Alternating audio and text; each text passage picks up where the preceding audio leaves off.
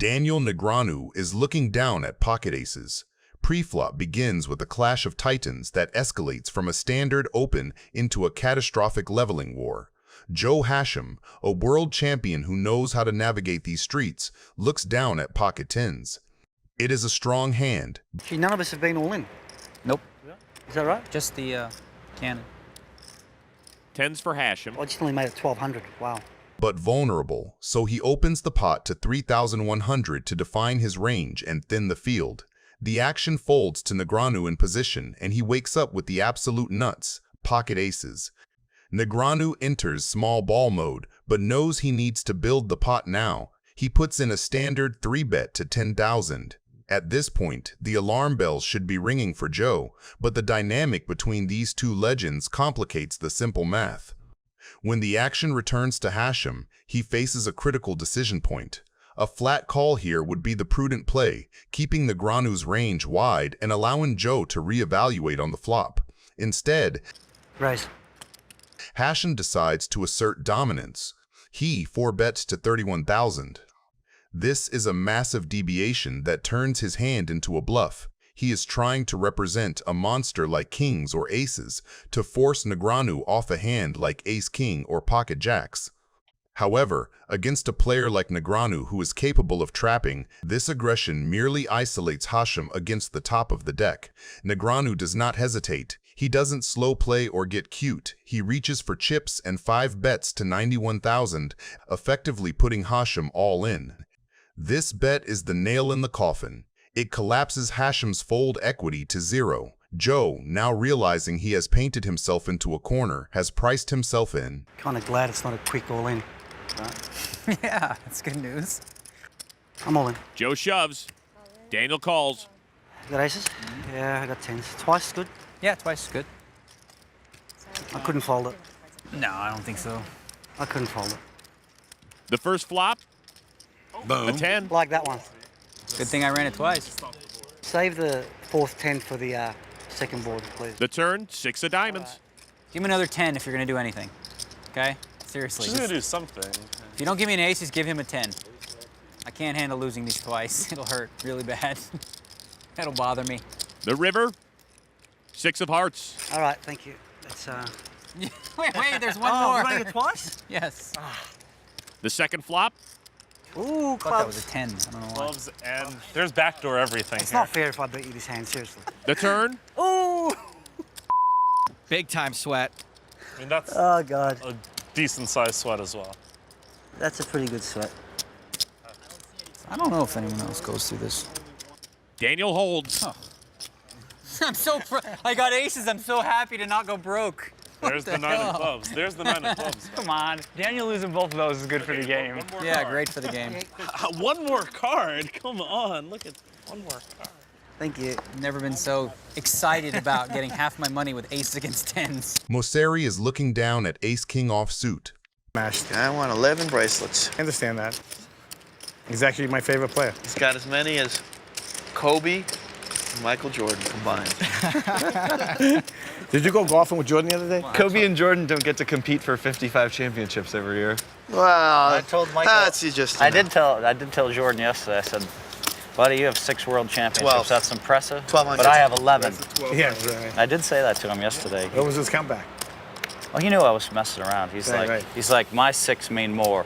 Pre-flop begins with a clash of styles that sets the table for a massive collision. Mosseri, known for his prowess in high-stakes mixed games, decides to play standard power poker. He opens to 1,200 with ace-king offsuit, a premium hand that demands action.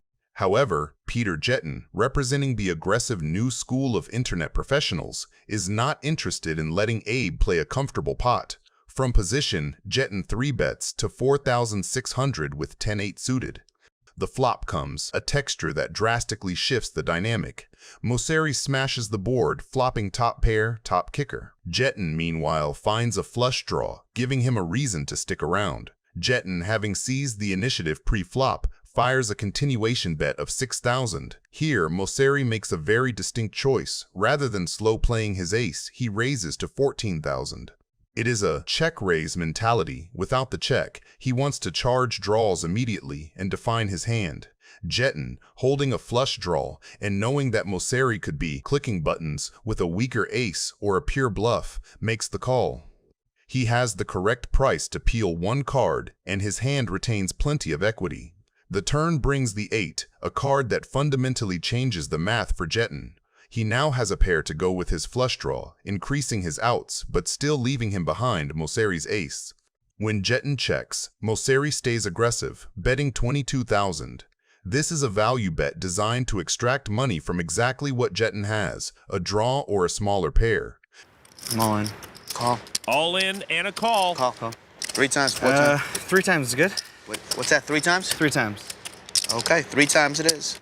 Jetten's got Abe covered by 21-5. 180,000 in that pot. They're playing for a third each run. The first river, the Queen of Hearts, gives Abe the win. Not me. That's me. The second run, I can't miss 3 times. I mean, it's just not possible. It's not? Oh, It's not. man. How are you going to jinx me like that? It's just not possible. Oh, that is me, though. I don't jinx people. I just give you some run good. I appreciate it. I don't got anything. I'm not that witty. Like, the king of spades would never come on the river. Something like that. the final run, another flush. All right. Oh my God, you win it again. Really? Yeah. You win another spade, yeah. So I should have run it 4 times, I guess. Phil Hellmuth is looking down at pocket jacks. Pre-flop begins with a move that is purely Hellmuthian. Instead of raising to build a pot with pocket jacks, he decides to limp, setting a trap that nobody asked for. This passivity invites a family pot. Ferdinand comes along with pocket eights. Elke limps with king 3, and Abe Mosseri is allowed to see a free flop from the big blind with 10-7 offsuit. By refusing to raise, Phil has allowed a trash hand to realize its equity for 0 cost, a strategic error that allows the big blind to connect with boards they should never have seen. The action checks around to Ferdinand, who takes a stab at the pot with 1,200 holding his underpair. Mosseri springs into action immediately, check-raising to 4,400. This is a fast play strategy. He knows the board is wet and doesn't want to give free cards to straight draws. I took 1 shot at it with my hand. Hellmuth, trapped by his own cleverness, decides to flat call. In his mind, Mosseri is defending the blind with a draw or a 9. The turn brings the ace, a scare card that changes the texture but not the hierarchy. Mosseri keeps his foot on the gas, firing a bet of 10,000. It is a polarized sizing, asking Phil to decide if this is a bluff or a monster. How much of that? Hellmuth, stubborn as ever with his underrepresented jacks, makes the call. He is now purely bluff-catching, convinced that his pre-flop trap disguises his hand strength enough to induce Mosseri into spewing off chips with a straight draw. The river is the 10, giving Mosseri quad 10s. All in. Hellmuth folds. Tony G is looking down on pocket 6s. Liberal rules for straddling. What are the rules? Any position, any amount you like. Whatever you want, you can just put 10,000. People have, 100,000 I've seen. Wow. Straddle? All the time. $100,000 $100,000 straddle. All And the time. If the It'd be guy kind of hard to fold if you bought in for 150. Pre-flop, this is classic. Everybody's got a story set up in a 3-bet pot. Negreanu opens light from early position with 7-5 offsuit, doing what he does best, putting chips in and trusting his post-flop edge. Corkins wakes up with ace-king and makes it 10K, completely standard. He is isolating the opener, expecting to play a big pot heads up with the range and skill advantage. Then Tony G in the blinds looks down at pocket 6s and just flats, which is already interesting. 6s hate getting 4-bet and blown off their equity, but they love seeing 3-way flops with deep stacks. When Negreanu completes, you end up with a bloated 3-bet pot where Corkins has the range advantage. Join the party. It's just 2 chips.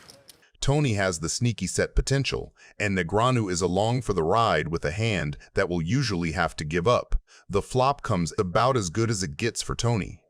Corkins smashes the board in the obvious way with top pair, top kicker, but Tony absolutely buries it underneath with bottom set. Negreanu's 7-5 connects only with the 6, giving him some weak backdoor dreams, but he is already in trouble if money goes in. Put a little pressure on. maximum pot. At least you're not in. That means I got a chance or a fold. It's when they move straight in, then you it. Hoyt is in a wicked spot. Right, I'm drawing live no matter what. Believe me, whatever you do, I'm alive in this hand. It's not like I'm putting my money in cold dead, you know? What would you do in this situation? You have Tony G blabbering in your face while you have top pair. Let me know in the comments. You call 10,000 cold, huh?